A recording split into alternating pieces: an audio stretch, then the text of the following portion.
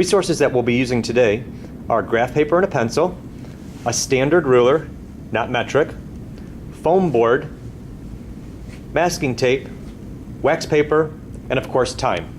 Your job today is to pick a thumbnail design and turn it into a full-scale drawing that's on foam board. Good luck. You've discussed with your group what you think can be created in the time that we've got with the materials that we have. And once you've come up with an idea, you're going to transfer that. Remember that dotted lines mean if we have enough time and we have enough material, we'll create it. We might look at some of the designs and say that's going to take too many sticks, too much time, and we won't have enough resources to complete this project.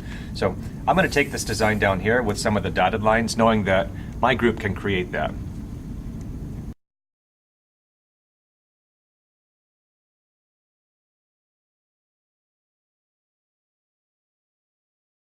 We need to take our thumbnail design and transfer it to a full-size design.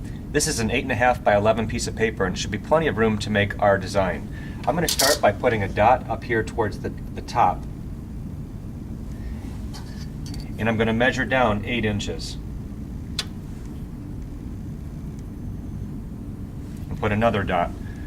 We're going to connect those two dots, and that's going to be one of the sides of one of our panels. I've now got to go across 3 inches.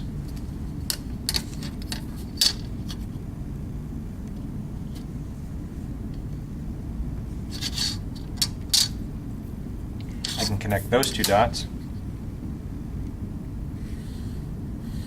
And I've got the base of one of my tower panels. I can connect without even measuring those two dots because that's going to be parallel and then going across.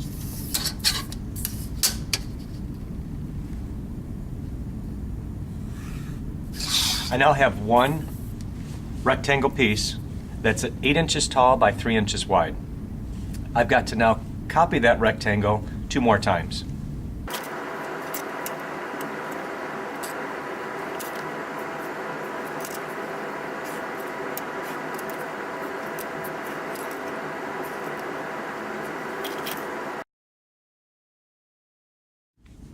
I've now got 3 rectangle panels, 8 inches high by 3 inches wide. And I'm ready to start with the interior pieces. Just the perimeters on all 3 of our rectangles are going to add up to a certain number of inches. We have a total of 216 inches of sticks that we'll be getting, 18 feet. So we can't design something that's going to be more than 216 inches total. We'll actually want to design less than 200 inches because we're going to have some mistakes, and we'll have scrap pieces that we can't use and they'll start to add up. At this point, we might want to figure out where is the halfway point, or where is 4 inches in our tower design, so we can decide everything on the top is going to match everything on the bottom. Here's our 4-inch mark. So my 4-inch tower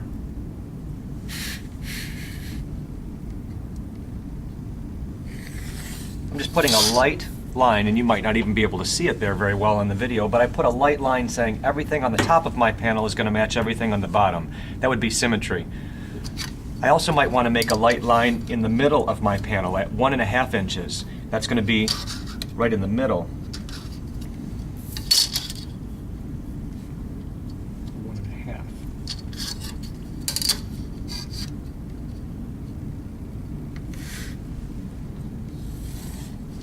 That's not where I'm placing sticks. That's just saying I want everything on the left side of my tower panel to match everything on the right side of my tower panel, and everything on the top to match everything on the bottom.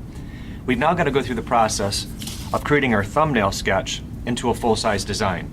It appears as though my thumbnail sketch has 1 giant X on the top, 1 giant X on the bottom, a dotted line running through the middle vertical, and a dotted line running through the middle horizontal. I'm going to create that design by transferring these ideas to the full scale.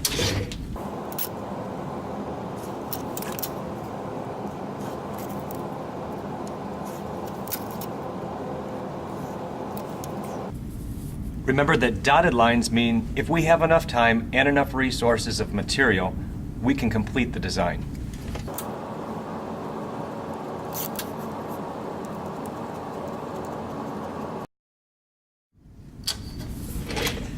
there's our one panel.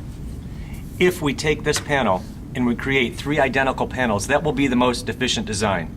Some of you in your groups, however, are going to take one design and create it on one panel, a second design and create it on a second panel, and a third design on the third panel.